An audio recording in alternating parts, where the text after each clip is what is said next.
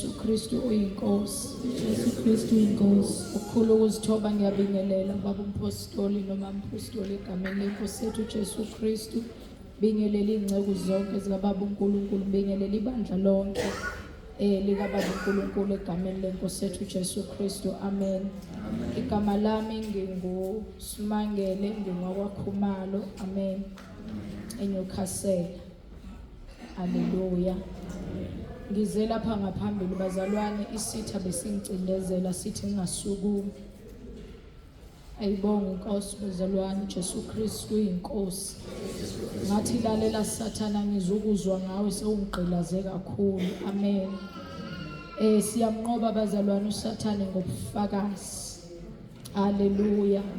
Ngiyambonga kakhulu uNkulunkulu, ngithanda nje ukubonga uNkulunkulu ukuthi bengazi ukuthi ngisekuthunjweni. uNkulunkulu ngikhiphe ekuthunjweni bazalwane. Bengimkhonza ngiphakathi ekuthunjweni njengoDaniel ababethunjiwe. Ayibonge inkosi, nami bengimkhonza ngiphakathi ekuthunjweni. Noma bekufika lokho emqondweni wami ukuthi ngithunjiwe kulo mshado engiwo, kodwa futhi bekubuye leyo mcabango isuke engqondweni, ngiqhubeke ngimfuna uNkulunkulu until uNkulunkulu bazalwane wangikhulula. Ngiyabonga kakhulu kubaba nomama uNtsibanda bazalwane, kuhle ngibabonge besaphila egameni lika Jesu. Ube kuthiwa ubaba uNtsibanda akavumanga ukusetshenziswa inkosi uJesu, ngabe mhlambe ngisahlezi phakathi ekuthunjweni lo ngitshela ukuthi ngiyakholwa, ngiwumama umfundisi, ngiphethe ibandla.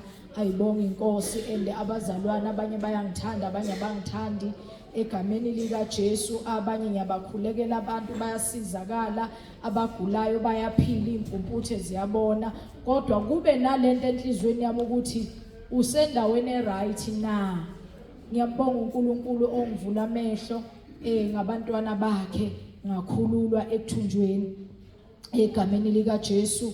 Ngisukumela abazalwane ukuzoceba lo moya.